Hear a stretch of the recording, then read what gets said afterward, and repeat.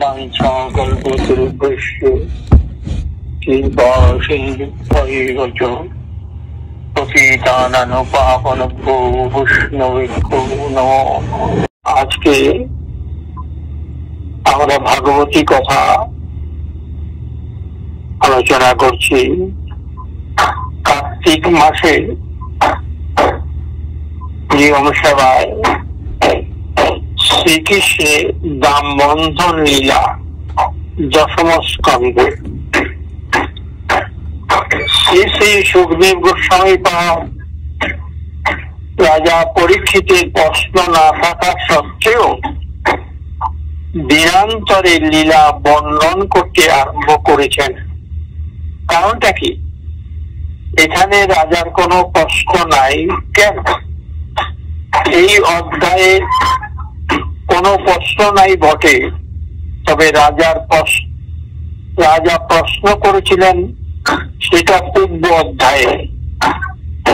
নন্দ কিমক্রোধ ব্রহ্মণ শ্রেয় এবং মহোদয়ম যশোদা বা মহাভাগা অপৌজস্যাস্পদং হরি দশম স্কন্ধে অষ্টম অধ্যায় 46 শ্লোকে।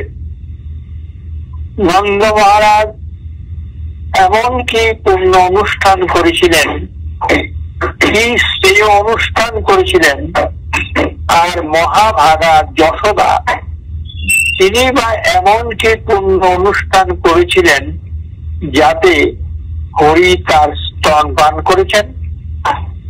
সেই প্রশ্নের উত্তরে সুখদেব গোস্বামী পাদ কিছু আবরণের ভিতর উত্তরটা দিয়েছেন।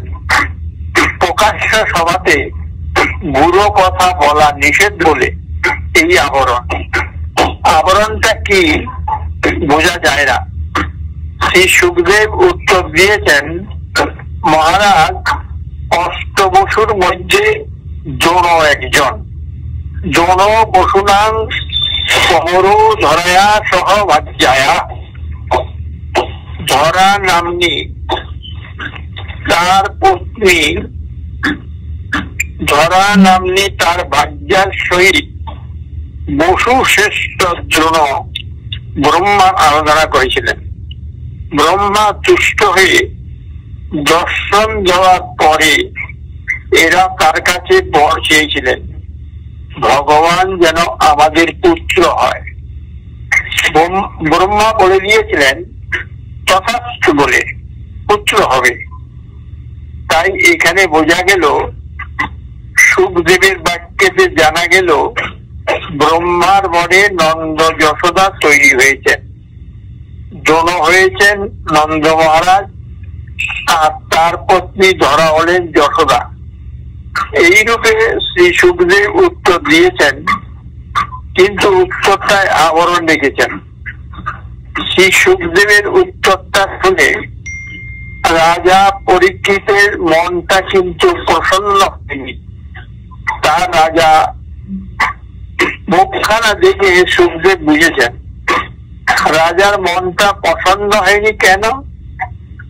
ব্রহ্মার বরে যদি নন্দ যশোদা তৈরি হয়ে থাকেন, তাহলে সেই সাধন লব্ধ সিদ্ধির দ্বারায় ভগবান এবং বশীভূত কখনো হন? সাধন লব্ধ সিদ্ধিতে ভগবানকে এমন করে বশীভূত করা যায় না। অথচ শ্রী সুখদেব বললেন রাজা আর কি করবেন, সুতরাং তিনি চুপ করেই আছেন। কিন্তু মুখখানা দেখে শ্রী সুখদেব বুঝেছেন রাজার মনটা পছন্দ হয়নি। বাহ, রাজা বটে, এর নামই তো রাজা। ভগবানকে পুত্র পেয়েছেন অনেকে, কিন্তু এমন করে লালন পালন করা, স্বাধীনভাবে মায়ের মতো তিরস্কার করা ইত্যাদি যে ভগবানের অধীনতা, সে তপসিদ্ধিত হয় না। এটা যে রাজা বুঝেছেন, তাই সুখদেব গোস্বামী পাদের খুব আনন্দ। কেন? রাজা উপযুক্ত শ্রোতা। তিনি যে ভাগবতী কথা বলতে বসেছেন তার উপযুক্ত শ্রোতা রাজা পরীক্ষিত, আর উপযুক্ত হবেন নাই বা কেন? মাতৃগর্ভে যাকে ভগবান রক্ষা করেছেন আর যিনি গর্ভেই গোবিন্দকে দর্শন করেছেন, আবার পাণ্ডব বংশের সন্তান, তিনি কেন যোগ্য হবেন না? শ্রী সুখদেব গোস্বামী পাদ তার নিজের গরজে রাজাকে প্রসন্ন না দেখে তপসিদ্ধিতে যে এতটা পুরস্কার পাওয়া যায় না এ কথা ধরেছেন রাজা। রাজা বলেননি কিছু, কিন্তু সুখদেব বুঝে নিয়ে দিনান্তরে লীলা বর্ণনা করতে আরম্ভ করেছেন। সন্ধ্যার সময় আরম্ভ করেছেন লীলাটি। এই লীলাটিতে যে বর্ণনা আছে তা শুনলে রাজার মনে সন্দেহটা দুর্বৃত হয়ে যাবে। শ্রী সুখদেব গোস্বামী পাদ সমাধান দিয়েছেন খুবই ঠাড়ে। এই লীলা বর্ণনার শেষ প্রান্তে গিয়ে বলেছেন, মহারাজ, গোপী যশোদা যে প্রসাদ লাভ করেছিলেন, প্রসাদ বলতে পারেননি, যা লাভ করেছিলেন সে অনুগ্রহ ব্রহ্মা পাননি। নেমং বিরঞ্চ ন ভব ন শ্রী রূপাঙ্গ সংশ্রয়া প্রসাদং লেবিরে কবি যৎপ্রাপ বিমুক্তিতা। দশম স্কন্ধে নবম অধ্যায়ে 20 শ্লোকে এই কথাটি আছে। শ্রী সুখদেব শেষকালে গিয়ে বলেছেন, মহারাজ, এই প্রসাদ মানে অনুগ্রহ ব্রহ্মা লাভ করেননি। ন ভব অর্থাৎ শিব এই অনুগ্রহ লাভ করেননি শ্রীকৃষ্ণের কাছ থেকে। ব্রহ্মাও পাননি, শিবও পাননি। ন শ্রী রূপী লক্ষ্মীও এই অনুগ্রহ পাননি। আজকে যে অনুগ্রহ বা যে প্রসাদ, অথবা যা অনুগ্রহ বলা যায় না, প্রসাদও বলা যায় না, এমন কিমপি বস্তু যৎপ্রাপ বিমুক্তিতা, আজ গোপী যশোদা যা পেয়েছেন তা কেউ পাননি। এখানে টিকায় বলেছেন, গোপী যা পেয়েছেন যত প্রসাদ শব্দে পুলিঙ্গ করে এলেন বরাবর, প্রসাদং বলে এলেন। প্রসাদ শব্দ পুলিঙ্গ কর্ম করে তার বিভক্তি দিয়েছেন দ্বিতীয়া। ইমং প্রসাদং ব্রহ্মা ন লেবে ভব ন লেবে শ্রীরূপী ন লেবে। ইমং প্রসাদং যেটি পুলিঙ্গ, গোপীর বেলায় গিয়ে, যশোদার বেলায় গিয়ে সেটিকে বলেছেন যত্ত, অমনি ক্লিবলিঙ্গ হয়ে গেল।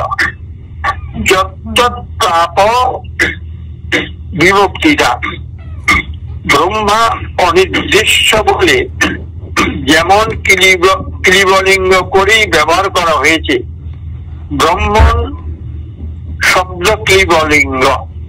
ক্লিবলিঙ্গ মানে তাকে নির্দেশ করা যায় না, তেমনি গোপী যশোদা যা পেয়েছেন তাও নির্দেশ করা যায় না।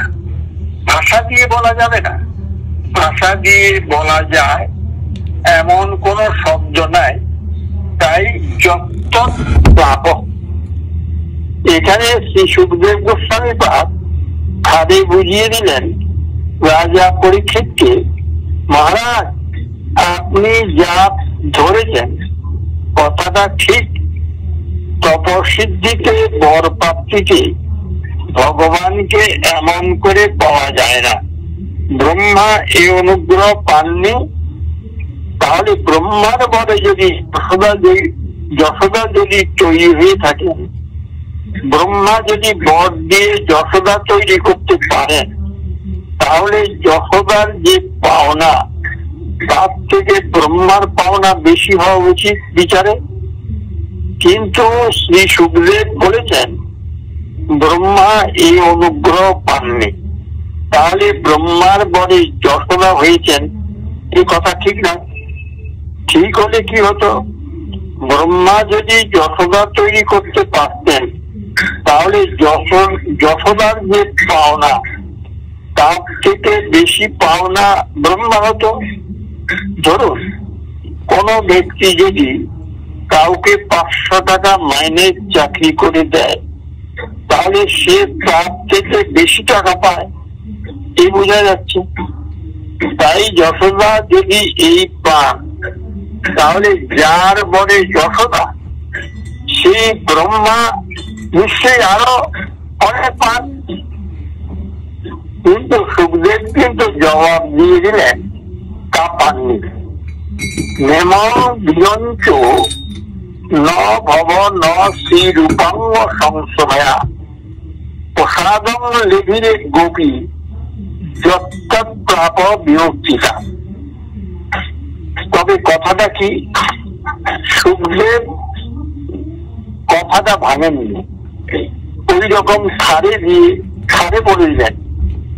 গোস্বামী পাদগণ টিকায় বলেছেন গোলকে নিত্য পিতামাতা নন্দ যশোদা তারা অবতীর্ণ হয়েছেন আগে প্রপঞ্চে স্নাতং লোকং অবতার্য মহেশ্বর।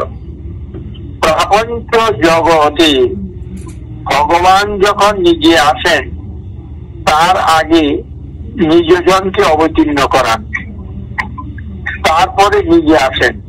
পিতামাতা আগে আসবেন তো, তাই গোলক থেকে নিত্য পিতামাতা আগে এসেছেন। পিতামাতা নিত্য বলার অর্থ লীলা নিত্য, তাই পিতামাতাও নিত্য। এক দেব নিত্য লীলানুরক্ত, দেবতা একজন আছেন তিনি নিত্য লীলায় অনুরক্ত।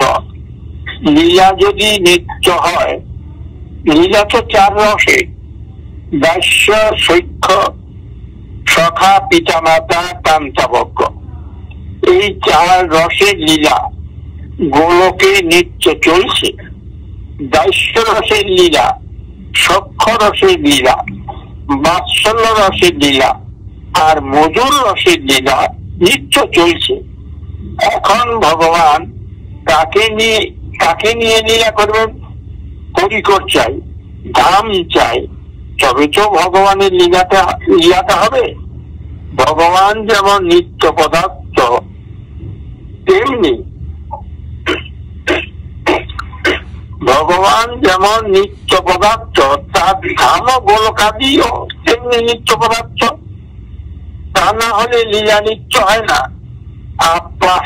আর পার্শ্বদগণও তেমনি নিত্য পদার্থ, তবে তো লীলাটা নিত্য হবে। তাই সেই নিত্য পিতা মাতা নন্দ যশোদা তারা অবতীর্ণ হয়েছেন ভূবৃন্দাবনে।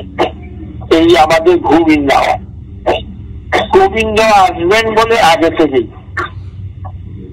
আগে না আসলে তো বাবা মা তো আগে আসবে, তারপর তো সন্তান জন্মগ্রহণ করবে। সেই রকম ধরা দ্রোণ যখন তপস্যা করেছেন তাদেরকে ব্রহ্মা বর দিয়েছেন ভগবান তোমাদের পুত্র হবেন।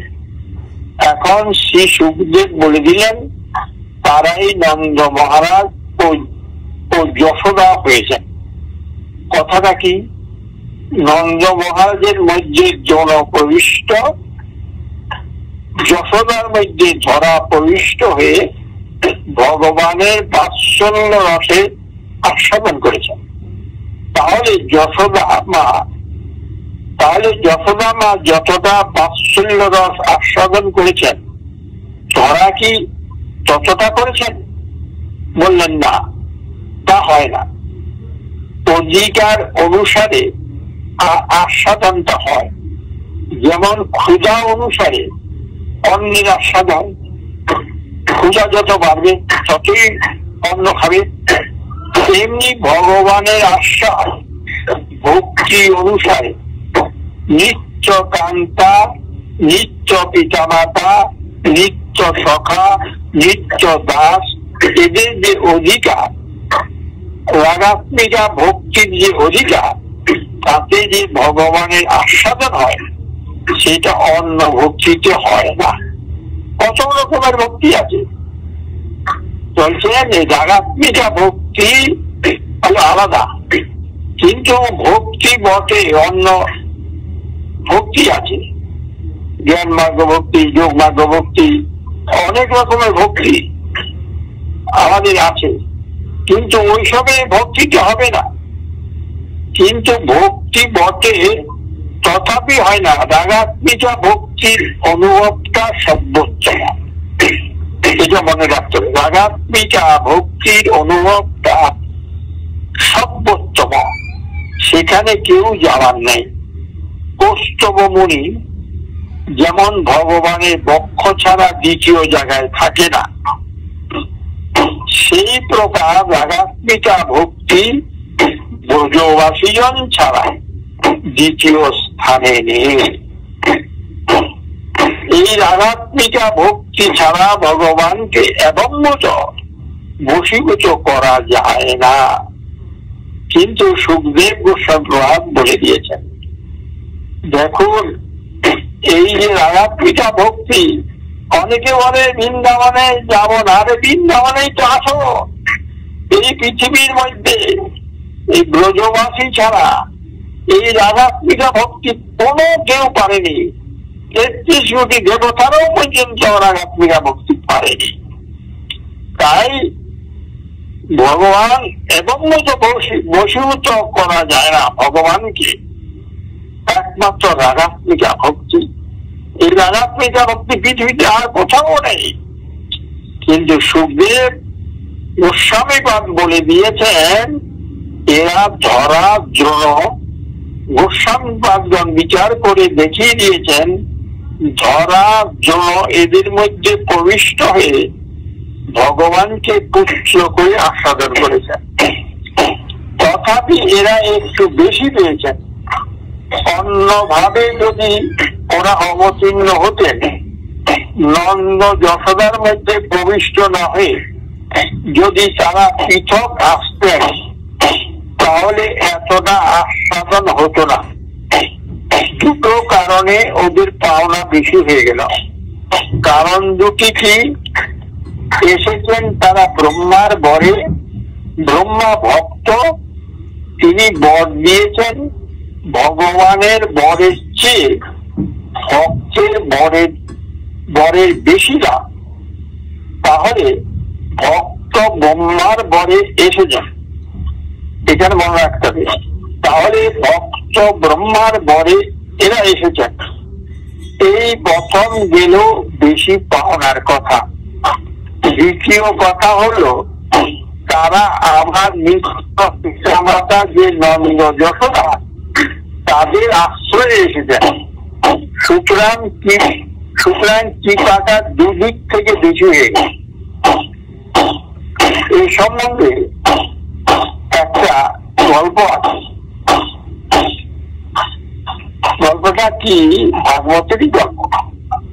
এক চাষি ছিল, তার টাকা পয়সা জমি জায়গা প্রচুর ছিল, কিন্তু কোনো সন্তানাদি না থাকায় মনে তাদের সুখ ছিল না।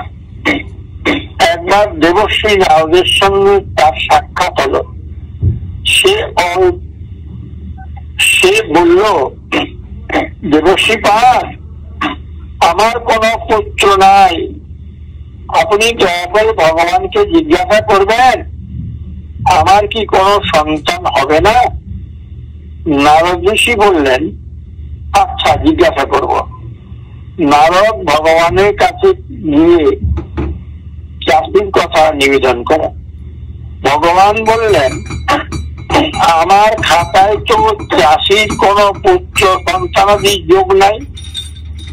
নারদ ফিরে এসে ওই চাষিকে বললেন, ওহে ভগবান বলেছেন তোমার কোনো সন্তানাদির যোগ নাই।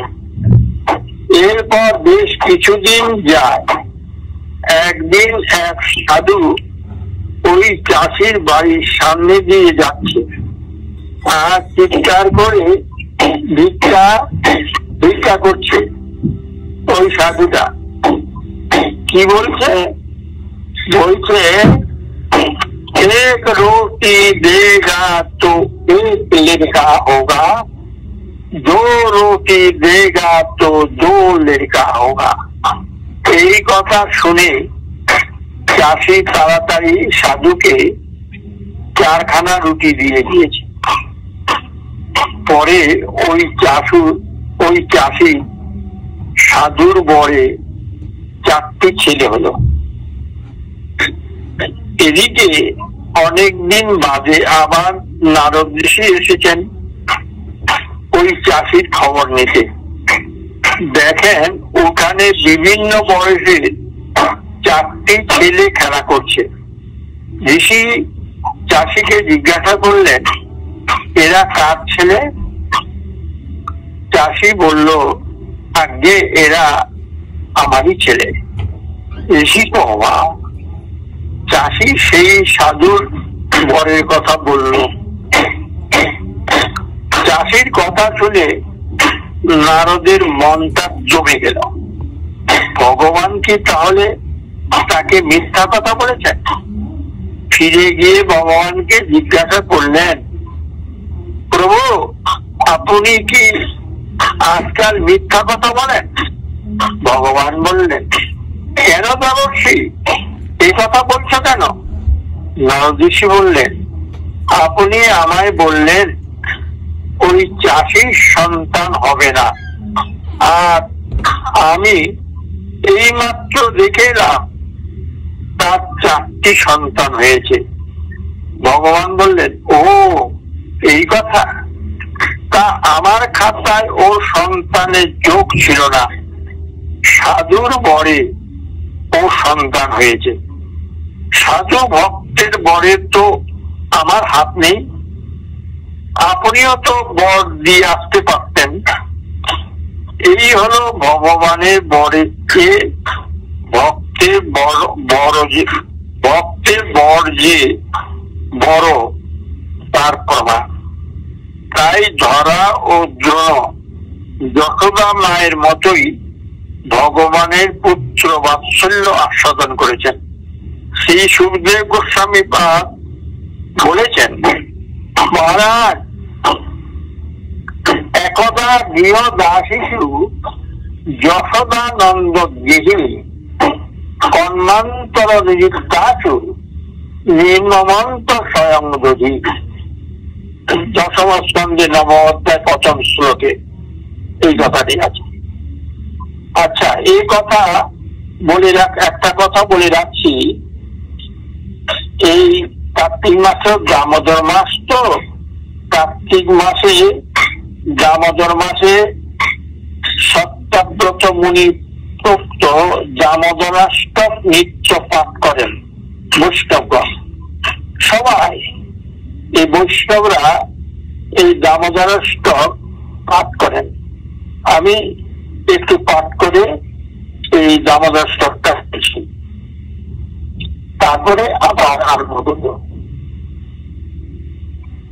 এই অষ্টকটি হল, নমামি শরং সচ্চিদানন্দরূপম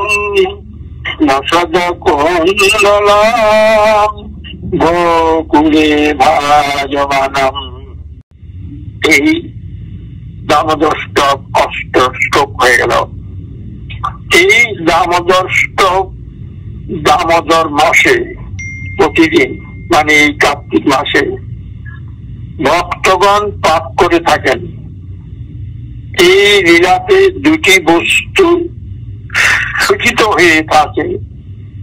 একটি যশোদা মায়ের দাম বন্ধন, আর একটি কৃষ্ণের জমালজ্জুর মোচন। এই 2টি লীলাকে গ্রথিত করে সত্যাব্রত মুনি এই অষ্টক রচনা করেছেন। তার প্রার্থনা, তোমার এই যে মুখমণ্ডল, নীলপদ্মের মতো মুখমণ্ডল, এই মুখমণ্ডল যেন আমার মনেতে সর্বদা বিভূত হয়, আর আমার লক্ষ লক্ষ লাভে কোনো প্রয়োজন নাই প্রভু। নমকে নগ্রহ মেয়ং শ্রী দামোদর হেয়। হে দামোদর, আমার মুখে মানে মুক্তিতে কোন গ্রহ মানে আগ্রহ নাই। এটি শ্রীমদ ভাগবতে শ্রী সুখদেব গোস্বামী পাদ যা বলেছেন তাকেই সংক্ষিপ্ত করে বর্ণনা করা হয়েছে। শ্রী সুখদেব গোস্বামী পাদ বলেছেন, লীলার বর্ণনায় বলেছেন, একদা গৃহ দাসীষু কর্মান্তর নিযুক্তাসু যশোদা নন্দগৃহিণী। নন্দগৃহিণী যশোদা একদা মানে একদিন গৃহ দাসীগণ কর্মান্তরে নিযুক্ত হলে স্বয়ং দধি মন্ত্র নিজে দধি মন্থন করেছিলেন। আচ্ছা, নন্দগৃহিণী বললেই তো যশোদাকে বুঝিয়ে যাবে, আবার যশোদা শব্দের প্রয়োগ কেন? যদি যশোদা প্রয়োগ হয় তাহলে নন্দগৃহিণী বলবার দরকার নাই, কারণ নন্দ মহারাজের একাধিক পত্নী ছিল না, তার একটাই পত্নী ছিল।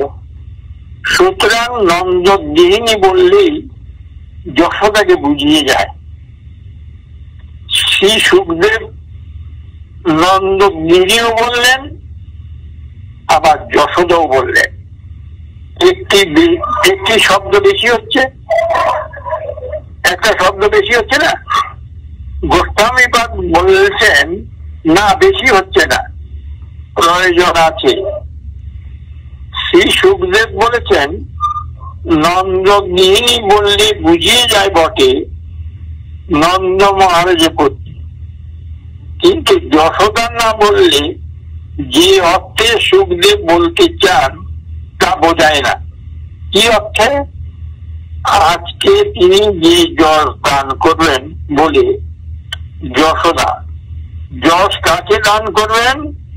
যার কাছ থেকে সবাই দান ভিক্ষা করে তাকে আজ যশোদা দান করবে। কি দান করবে?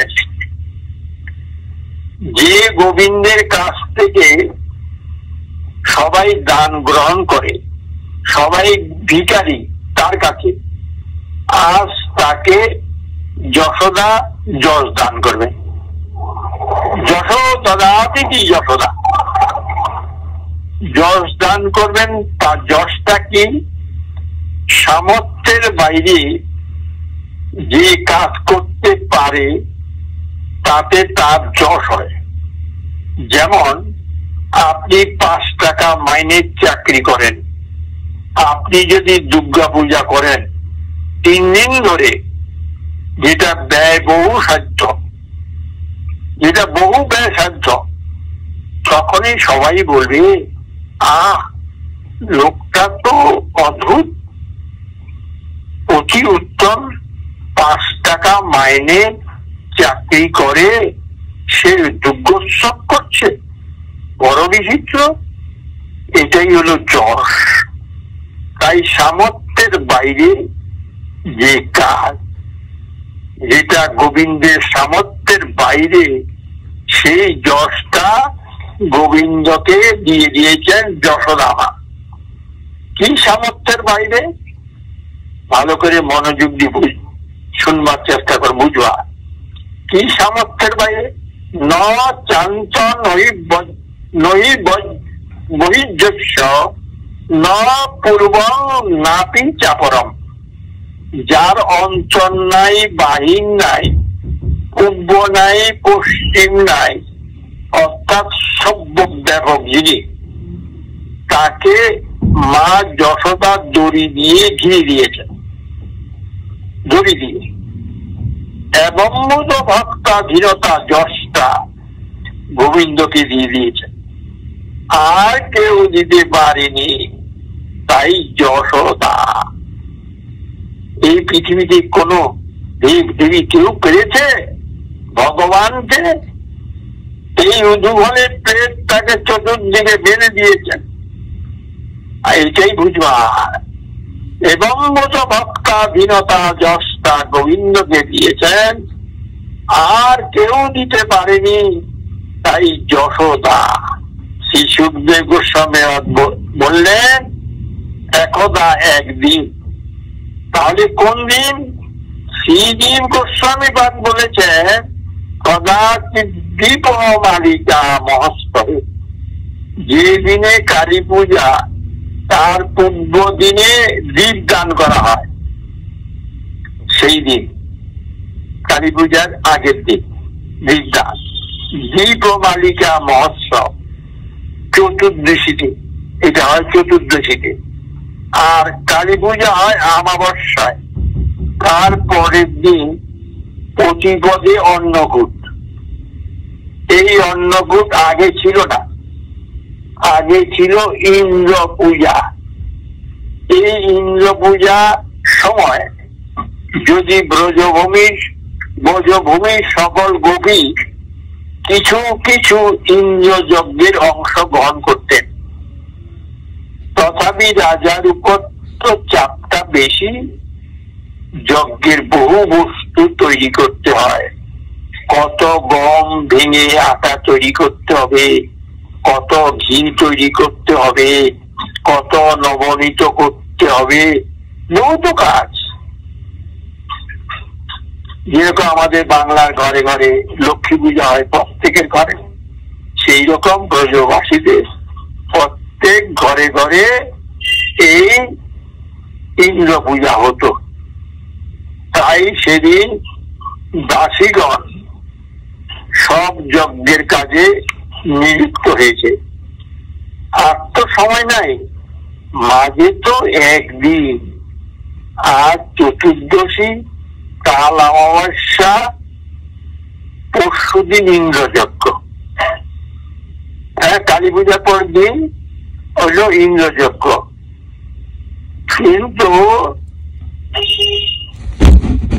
অতএব দাসীগণকে যশোদা মা বলেছেন যে এগুলি মোটা মোটা কাজ, সেগুলি তোরা সেরে দিয়ে চলে যা।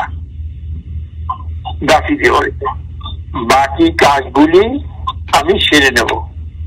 তাই গৃহ দাসীষু কর্মান্তর নিযুক্তাসু সতীষু, গৃহ দাসীগণ কর্মান্তরে নিযুক্ত হলে কি হলো? নন্দ গৃহিণী যশোদা স্বয়ং দধি নিম্নমন্থ দাসীগণ তো যজ্ঞের কাজে নিযুক্ত হয়েছে, অনেক কাজ। তাই মা যশোদা নিজে দধি মন্থন করতেন। কেন? রোহিণী মা বলরামের মাও তো ছিলেন, তিনিও তো করতে পারতেন। যশোদা মা নিজে কেন দধি মন্থন করছেন না? রোহিণী মা সেদিন ছিলেন না বাড়িতে। নন্দ মহারাজের দাদা উপানন্দ, তার বাড়িতে একটা মহোৎসব ছিল, তিনি পূর্ব দিনে নিমন্ত্রণ করে গেছেন। তাই বলরামকে নিয়ে রোহিণী মা সেখানে চলে গেছেন।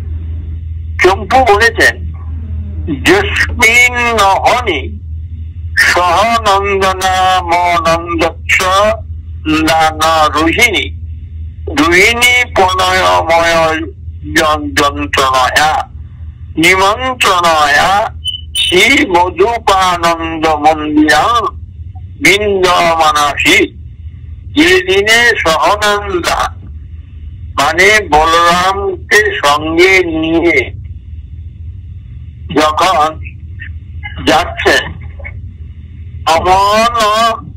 অমন্ন সন্দনা রোহিণী উত্তম রথে করে রোহিণী মা শ্রী মধুপানন্দ মন্দিরম মন্দিমানিষি উপানন্দে গিয়েতে গিয়েছিলেন রথে করে বলরামকে সঙ্গে নিয়ে। কেন কেন গেছেন? প্রণয়ময় যন্ত্রণয়া নিমন্ত্রণয়া, নিমন্ত্রণটা এমন করেছেন মানে প্রণয় পূর্ণ নিমন্ত্রণ, যাতে আছে অর্থাৎ যেতেই হবে এমন ভাবে নিমন্ত্রণ করেছে রুইমাকে যে যেতেই হবে ওই উপানন্দের বাড়িতে, নন্দ মহারাজের দাদার বাড়িতে। নিয়ম আছে আমাদের জগতে, আমরা ছোটবেলায় দেখেছি, নিয়ম ছিল, আমরা দেখেছি, এখন কতটা আছে জানি না। আপনার বাড়িতে যদি আমি নিমন্ত্রণ করতে যাই, তখন আপনার বাড়িতে যদি আপনার কোনো কুটুম্ব থাকেন, তাহলে তাকে আগে নিমন্ত্রণ করতে হয়, বিশেষ করে আগে। এই পদ্ধতিটা কিন্তু এখন নন্দ মহারাজের ঘরে আগে নিমন্ত্রণ করতো, কিন্তু বিশেষ করে এই পদ্ধতিটা আগে ছিল, এখন কতটা আছে জানি না। এখন নন্দ মহারাজের ঘরে বসুদেবের পত্নী রয়েছেন, অতএব তাকে আগে ভালো করে নিমন্ত্রণ করতে হবে। তাই বলছেন প্রণয়ময় যন্ত্রণয়া নিমন্ত্রণয়া, এমন নিমন্ত্রণটি করেছেন যাতে প্রণয়ের যে নিয়ন্ত্রণ তা আছে। প্রণয় পূর্বক নিয়ন্ত্রণ মানে যেতেই হবে, এই বাধ্যবাধকতা। তাই বলরামের সঙ্গে রোহিণী মা চলে গেছেন, কেউ নেই ঘরে, ঘরে কেউ নেই। নবলক্ষ ধেনু নন্দ মহারাজের, তাহলে কি সব দুধের দই মন্থন করেছেন যশোদা মা? বললেন না না, যেগুলি সব দাসীরা করছে সেগুলি সব দাসীরা করেছে। যশোদা মা যদি মন্থন করেছেন 7-8টি কালো গরু, কৃষ্ণাবর্ণা গাভী ছিল, তবলি সেবলি এইগুলি গাভী ছিল 7-8টি। তাদের দুধে পদ্মগন্ধ ছিল, সেই দুধ পুষ্টিকারক ও আয়ুষ্কারক। সেই 7-8টি গরুর যে দুধ হতো, সেই দুধটার ক্ষীর নবনীত বলরাম আর কৃষ্ণ সমস্ত দিন ভোজন করত। আজকে সেই 7-8টি গাভীর দুধের যে দধি বসানো ছিল, গতকাল রাত্রে যে বসানো ছিল, যশোদা মা তাই মন্থন করতে বসেছেন। এর থেকে নবনীত উঠবে গোপালের সারাদিনের খাবার। গোস্বামীপাদ বলছেন, অথবা যশোদা মা নিজে দধি মন্থন করতে বসেছেন। কেন? তার একটা কারণ হতে পারে। কি হতে পারে? মা যশোদা ভাবেন সব পাড়াপড়শিরা এসে এসে আমার কাছে অভিযোগ করে যে, দেখো গো যশোদা রানী, তোমার গোপালকে একটু সাবধান করো।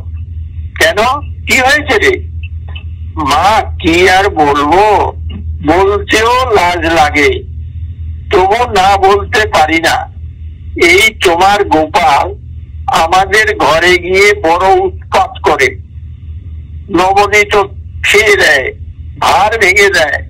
মা বললেন, গোপাল যদি তোদের ঘরে একটু নবনীতেই খায়, তোদের কি তাতে কমে যায় নাকি?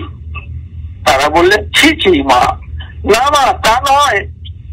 তোমার দয়াতে আমাদের কিসের অভাব? তবে কি জানো, তোমার গোপাল তো একলা যায় না মা, একলা যায় না, সে দল নিয়ে যায়। তাই বলছি একটু সাবধান করো। মায়ের কাছে এইভাবে প্রায় প্রায় অভিযোগ আসে। গোপালের নামে নানান রকম কথা বলে। মা কান দেয় না, স্নেহেতে একেবারে আকুল। তো গোপালের প্রতি এত স্নেহ, তাই ওইসব অভিযোগ মা কান দেন না। ওরা আরো কত কি হয়েছে অসমে, জানো মা, অসময়ে বাছুর খুলে দেয়। আমরা গোয়ালার জাত তো, বুঝলে তো, গোয়ালার জাত, দুধ বিক্রি করে আমাদের খেতে হয়। দুধ তো আমাদের সব, গায়ে দোয়া হয়নি, বাছুর বাঁধা আছে। গোপাল, তোমার গোপাল কি করে জানো, নিয়ে বাছুর গুলিকে খুলে দেয়।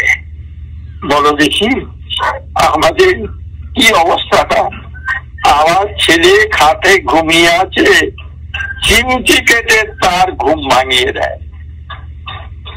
ঘুম ভাঙিয়ে দিল, ছেলে কাঁদছে বলে যেই ছুটে গেলাম, অমনি ঘরে ঢুকে নবনীত খেয়ে গেল। এইরকম সব ব্যাপার। মা গো, কি করব? মা কান দেন না ওদের কোনো কথাতে। মায়ের মনে আছে কথাটা, কিন্তু ওদের সে কথার কোনো উত্তর দেননি। বলেন তোরা সাবধানে রাখবি, লুকিয়ে রাখতে পারিস না? অন্ধকার ঘরে নবনীতের ভারগুলি লুকিয়ে রাখিস। তারা বললে মা, তাও রেখেছি, তবে সাঙ্গমর্তপজীবম, তোমার গোপালের যে নিজের অঙ্গ, সেটা বস্তু প্রকাশে প্রদীপ হয়ে যায়। সে যেখানে ঢোকে সে ঘরটা আলো হয়ে যায়, অনায়াসে দেখতে পায়। কানে আছে মায়ের অভিযোগ করি, কিন্তু মা কিছু বলেন না। আজকে মা মনে মনে ভাবলেন, গোপাল যে পরের ঘরে নবনী চুরি করে খায়, এই যে চুরি করে খায় কেন? আমার ঘরে তো কোনো অভাব নাই, তাই সে অভাবে খায় না, স্বভাবে চুরি করে। জানতে হবে। কি করে জানা যাবে? ভাবছেন আমার গোপালের খাবার তো দাসীরাই তৈরি করে, নবনীতাদি মন্থন করে। তো দাসীরা যদি গোপালের প্রতি অত্যন্ত স্নেহ, তারা ভালোবাসে দাসীরা, তথাপি তাদের উৎপন্ন করা তৈরি করা খাদ্য গোপালের হয়তো সুরুচিকর হয় না। কারণ আমি তৈরি করলে গোপালের যেমন রুচিকর হবে, তেমনিতে কি আর দাসীর দ্বারাই হবে? দাসীরা করতে পারবে না মনে হয়, কিন্তু দাসীরা কিন্তু খুব ভালোবাসে। কিন্তু আমার মনে হয় দাসীদের ওই তৈরি নবনীত গোপালের মনে পছন্দ হয় না। অতএব আজকে আমি নিজে দধি মন্থন করব, নবনীতাদি প্রস্তুত করব, নিজে হাতে খাওয়াবো, তারপর দেখবো। তথাপি যদি বুঝি যে পরের ঘরে চুরি করতে যায়, তবে বুঝবো যে অভাবে নয়, স্বভাবে চুরি করে। এই উদ্দেশ্য নিয়ে মা আজ স্বয়ং দধি নিম্ন মন্থ, আজকে দধি মন্থন করতে বসে। গোপাল তো শুয়ে আছে। মা ভোরবেলায় উঠবেন, সকাল সকাল দধি মন্থন না করলে ননি উঠে না। কার্তিক মাস তো, মা তো প্রাতঃকালেই উঠবেন, সূর্যোদয়ের আগেই উঠবেন। কি গোপাল তো মার কোলে শুয়ে আছে, 3 বছরের ছেলে, আবার দুরন্ত ছেলে। মা গোপালকে শুয়ে রেখে খাট থেকে নেমে আসবেন, ছাদ থেকে নেমে আসলেন ভালো করে ঘুমোনো দেখে। গোপাল চুম্পু বলেছেন, যশোদা মা দধিমন্থনের কথা মনে আছে, আজকে দধিমন্থন করতে হবে। আনন্দের সঙ্গে উঠেছেন, 8খানা উঠেছেন, 8খানা সরিয়ে উঠেছেন, কোটি দেশ পর্যন্ত বিছানায় আছে।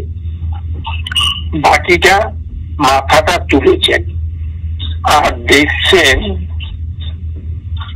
যে গোপাল ভালো ঘুমোচ্ছেন না ঘুম পাতলা রয়েছে। মা বারে বারে দেখছেন, শ্যামদা যশোদা প্রাত ভালো গোপালং শয়ানা, শুয়ে আছে পালঙ্কে বটে। 8খানা উঠে মা দেখছেন গোপালের চোখ দেখে বোঝা যাবে তো মায়েরা ছেলের চোখ দেখে বোঝে ঘুমন্ত ছেলের ঘুমটা পাতলা না গাঢ়। গোপালের চোখটা দেখছেন মা, কিরকম চোখ, উন্মিলনী ভনেত্রী নলনী যুগলম, তার নেত্র যুগল, দুটি নয়ন নীল পদ্মের মতো। বললেন, তা তো হয় হলো, কিন্তু এখন ঘুমটা পাতলা না গাঢ় সেটা কি করে বুঝলেন মা? বললেন, উন্মিলিনী যেন ফোটে ফোটে, নীল কমলের দুটি যেন ফোটে ফোটে। সূর্য ওঠার আগে দেখবে পদ্ম ফুল কড়ির মতন থাকে, কিন্তু যখন প্রাতঃকাল সূর্য ওঠার আগে এই কড়িটা আস্তে আস্তে ফুটছে। এমনি অবস্থায় গোপালের চোখ দুটো আছে, মানে এই আস্তে খুলছে মনে হয়, এমনি অবস্থা হয়ে আছে চোখে। তাহলে তো এখনই জেগে উঠবে। সূর্যোদয়ের পূর্বে পদ্মের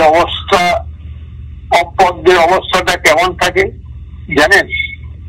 আগের অবস্থা থাকে কলি। সূর্য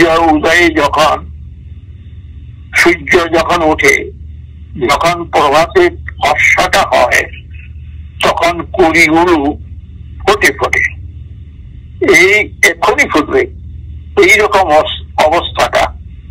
তাই সূর্যোদয়ের পূর্বক্ষণে মা দেখছেন গোপালের নয়ন যুগল নীল পদ্মের মতো, তাই যেন ফোটে ফোটে, মানে এখনই জেগে উঠবে। তখন মা কি করলেন? তস্য নিদ্রয়া গ্রাহ্যস্তয়া কর কিশলয়ে ন পরিলালিত পুনর সুযুপত, তার নিদ্রাকে দীর্ঘ করবার জন্য, গাঢ় করবার জন্য কর কিশলয়ে ন পরিলালিত, গায়ে হাত দিয়ে দিয়ে মায়েরা আয়রে আয়রে বলেন, বলে যে আয় বাবা ঘুমোতে দৌড়, যে বর্গি এলো দেশে ভয় পেয়ে বলে না বাচ্চাদের, শুয়ে শুয়ে বলে যে বাবা ঘুমা ঘুমা, নানান রকম দেখ তোকে ধরবে, বর্গিরা দেশে এসেছে, নানান রকম গান করে করে গায়ে হাত দিয়ে দিয়ে বাচ্চাদের ঘুম পাড়ায়। তাই গায়ে হাত দিয়ে দিয়ে মায়েরা যেমন ঘুম পাড়ায় গান করে, কবিতা বলে, তাই পড়িয়ে লালন করছেন। আর মাও শুলেন। মা না শুলে তো আর ছেলেও শোবে না। মা যদি কাছে না শুয়ে থাকে তাহলে ছেলেদের গাঢ় ঘুম হয় না। তাই মা আবার শুলেন। শুয়ে তারপর দেখলেন যে ও এখন বেশ গোপাল ভালো ঘুমোচ্ছে। মা ঘুমিয়েছিল, এইবার ভালো ঘুমোচ্ছে। মা কাছে না শুলে কিন্তু ছেলে ঘুমাবে না, কারণ উঠলে পরে তো আর কাজ করতে দেবে না, দুরন্ত ছেলে। তাই আস্তে আস্তে মা খাট থেকে নামছে, পলঙ্ক থেকে মা নামছে। তস্মাৎ তল্পাৎ অল্পমল্লং নিষ্ক্রামন্তি, আস্তে আস্তে একটু একটু করে নামছে পলঙ্ক থেকে, যেন কোনো শব্দ না হয়। জেগে উঠবেই, জেগে উঠবে, তাই আস্তে আস্তে নামছে। একবার যদি জেগে উঠে তাহলে আমায় কাজ করতে দেবে না। কিভাবে নামছেন?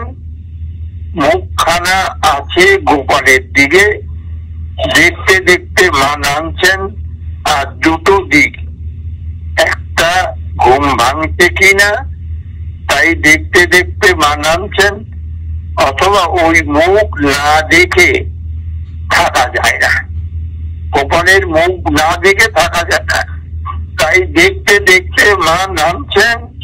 তস্মাৎ তল্পাৎ অল্পমল্লং নিষ্ক্রামন্তি। চালিন্দং বিন্দমানা, এলেন মানে উঠানে, মা উঠানে এসে দধি কচিপয়ং নিশিতয় বিজয় গ্রন্থি বন্তি তু মারে ঘো। দধি কচিপয়ং, কিছু দধি মানে 7-8টা গরুর কিছু দধি, নিশ্চিত নিচয় গ্রন্থি, ভালো করে চেটে কাপড় পরে, তা না হলে আলগা হয়ে যায়, বা ভালো করে কোমরটাকে বেঁধেছেন। দধি মন্থন করতে হবে তো, এমনি আলগা ভাবে থাকলে হবে না, ভালো করে কোমরে কাপড় এটি ছুটি করে বেঁধেছে। মন্ত্রী তোমার মন্থনে বসেছেন। এই কথাটি সুখদেব শ্রী সুখদেব সংক্ষেপ বলে দিয়েছেন। একদা গৃহদাসিতু যশোদানন্দ গেহিনী কন্মান্তর নিমিত্তাসু নিম্নমন্ত স্বয়ং দধি। এখন রাজার মনে একটা প্রশ্ন উঠল, প্রলয় গণে গোপালের অদর্শনে মায়ের অবস্থাটা কেমন? গোপালের প্রতি স্নেহের টানটা কেমন যশোদা মায়ের? নিমেষে প্রলয় গণে, এক নিমেষে যদি গোপালকে না দেখতে পান তাহলে মা প্রলয়ে গেল বলে মনে করেন, একটা প্রলয় গেল। সেই মা যশোদা গোপালকে খাটে শুইয়ে রেখে উঠানে দধি মন্থন করতে বসেছেন। এখানে তো গোপালকে দেখা যাচ্ছে না, গোপালকে দেখা যাচ্ছে না, উঠান থেকে খাটের মধ্যে শুয়ে আছে দেখা যাচ্ছে না। তাহলে মা কেমন করে বেঁচে আছেন? বলছে না দেখলে বলে এক পলক হয়ে যায়, এক পলয় চলে যায়। মা কি জন করে বেঁচে আছেন? যার এক নিমেষে গোপালকে না দেখলে প্রলয় মনে হয়, সেই তিনি কেমন করে দধি মন্থন করছেন এতক্ষণ গোপালকে না দেখে? রাজার মনে এটা হয়। রাজা পরীক্ষিত মহারাজ প্রশ্ন করছেন যে গোপালকে মুখ না দেখে তার এক যুগ প্রলয় মনে হয়, তাহলে কি করে উনি ওখানে দধি মন্থন করছেন গোপালকে না দেখে? শ্রী সুখদেব বলছেন, মহারাজ যদি গোপালের দর্শন অপেক্ষা কিছু বেশি পান মা তাহলে আপত্তি আছে কি? যদি দর্শন অপেক্ষা বেশি আনন্দ পায় সেটা কিছু আছে কি? নিশ্চয়ই কিছু আনন্দ বেশি আছে। সেই জন্যে বললেন না, তাহলে আমার কোনো আপত্তি নেই। যে গোপালকে না দেখে, মুখ না দেখে যদি বেশি আনন্দ পাওয়া যায় তাহলে ঠিক আছে। তাহলে সেই আনন্দটা কি? বললেন বেশি পাচ্ছেন, কি পাচ্ছেন? জানি গীতানি তদ্বালা চরিতানি চ যদি নিমন্ত্রণ কালে স্মরন্তি তন্নগায়ত। দশম স্কন্ধে নবম অধ্যায়ে 2 শ্লোকে আছে। জানি জানিহ গীতানি তদ্বাল চরিতানি চ। তার বালকের যশোদা মায়ের বালকের যা চরিত্র শাস্ত্রে প্রসিদ্ধ ও লোক প্রসিদ্ধ যা আছে, যদি মন্থনকারে তাই স্মরণ করে মা তানি অগায়ত, তাই গান করতে লাগলেন। গান যখন বলা আছে তখন তাল আছে, যদি মন্থনের তালে তালে সেগুলি গান করছেন। স্মরন্তি পান্নবত। শ্রী সুখদেব উত্তর দিয়ে দিলেন রাজা পরীক্ষিতের প্রশ্নের উত্তর কি না, কৃষ্ণ দর্শন অপেক্ষা কৃষ্ণ গুণগানে আনন্দ বেশি। তাই মা আছেন স্থির হয়ে, মায়ের কোনো ব্যথা নাই, লাগছে না, গান কিন্তু। জানি জানিও কি তানি তদ্বাল চরিতানি চ। যদি নিমন্ত্রণকালে স্মরন্তি। এখন মা যদি করছেন, যদি মন্থন করছেন, এটা কার জন্যে?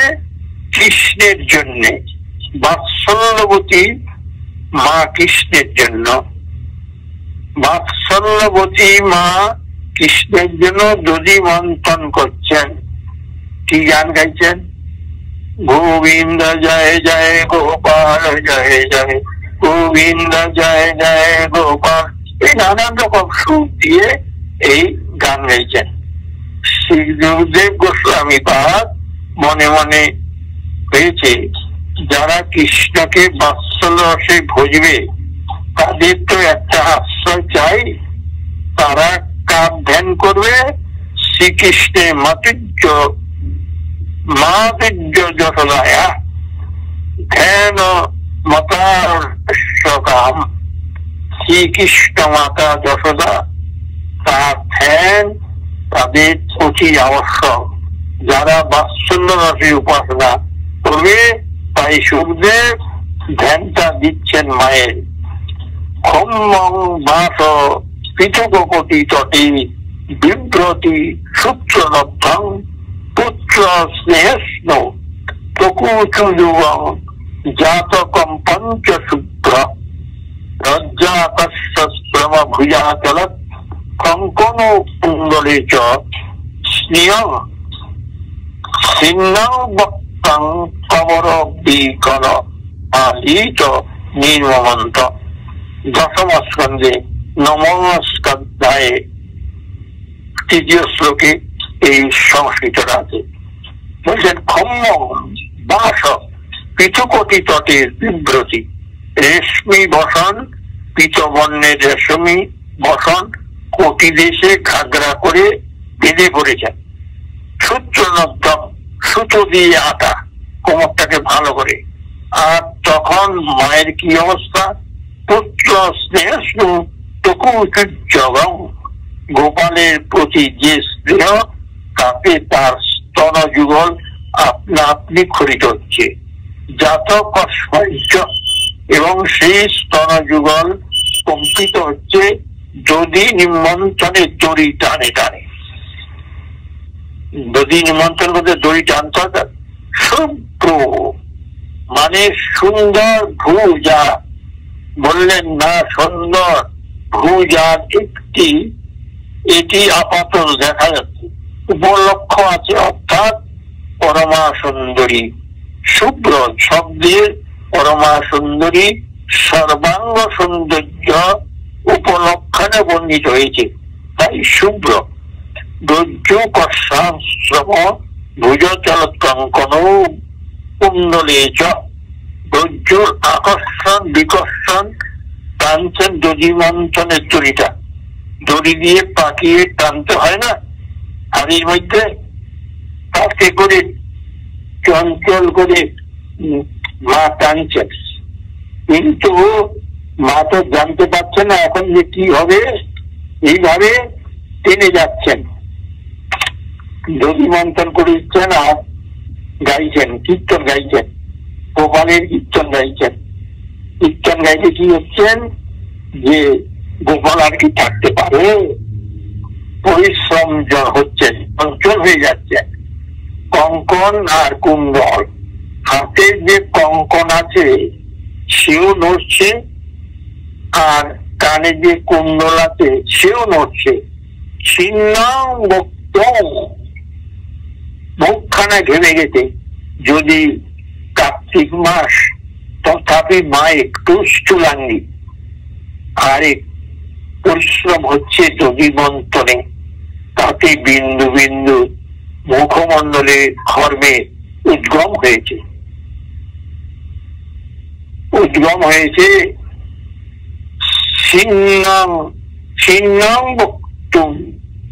আর পরিশ্রম হলে, নড়াচড়া হলে কি হয়?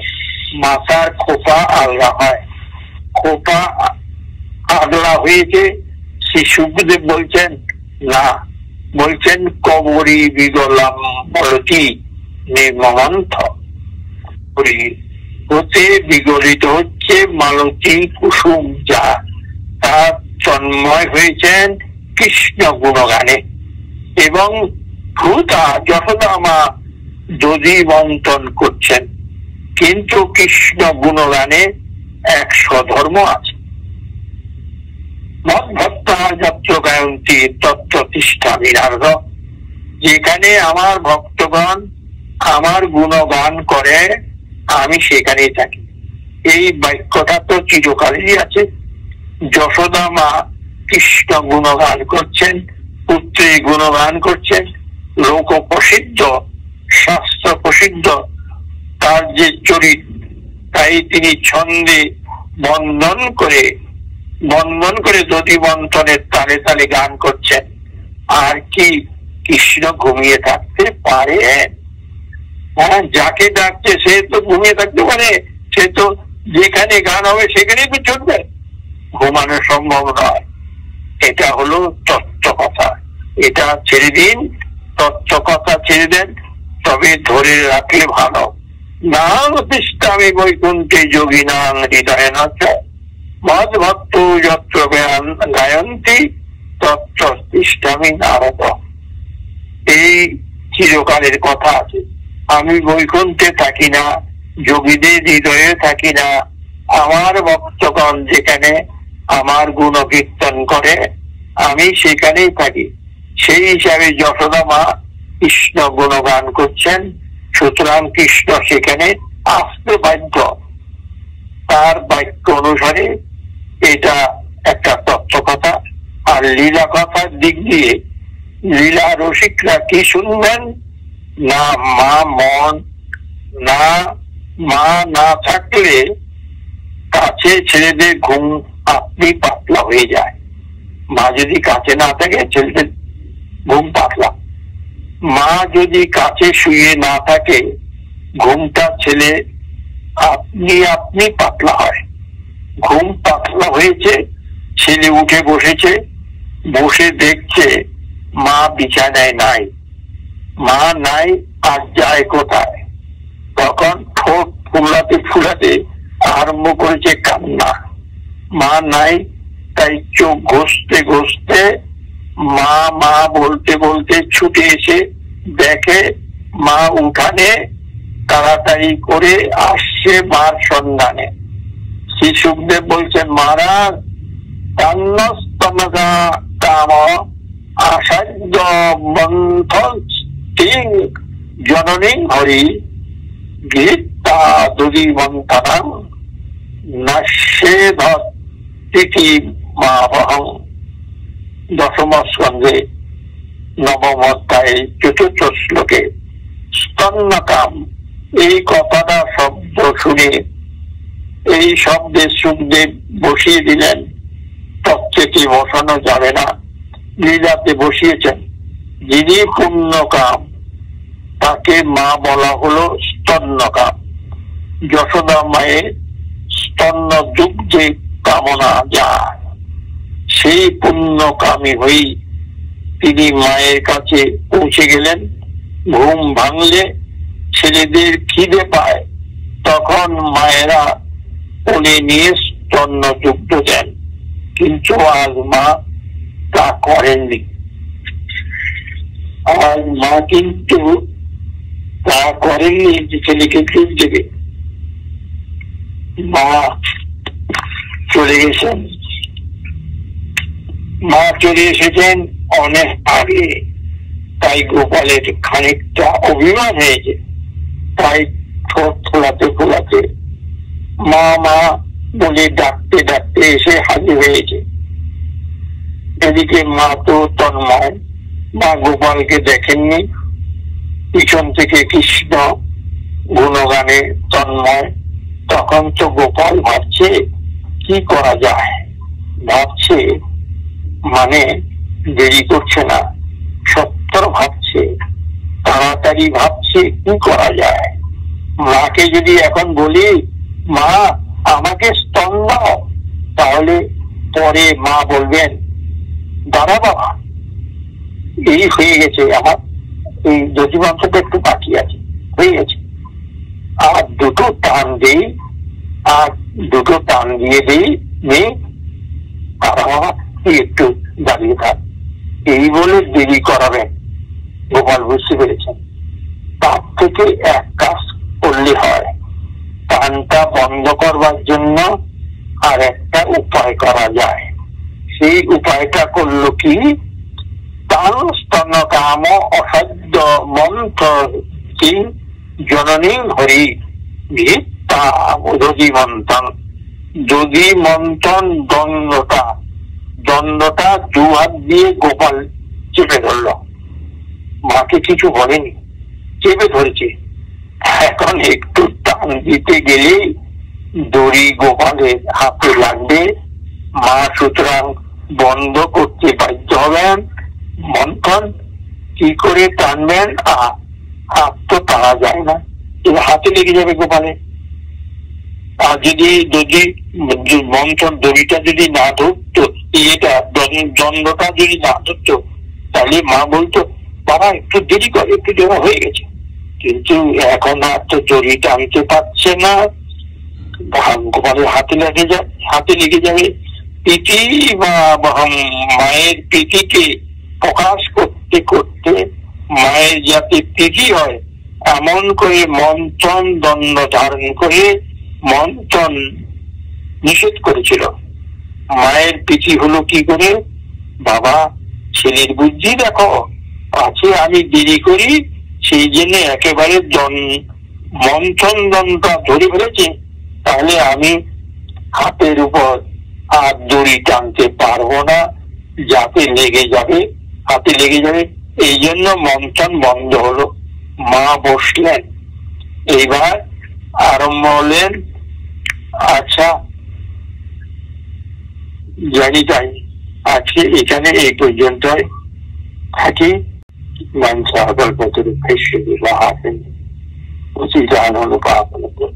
বৈষ্ণব নম।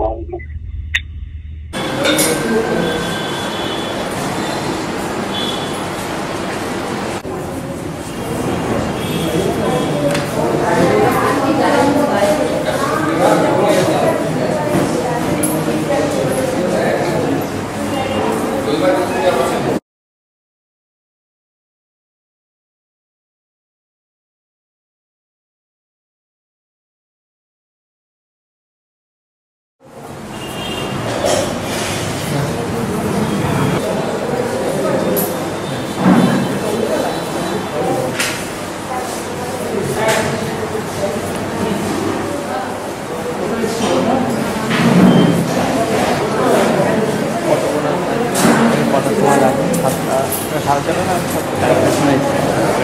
7টা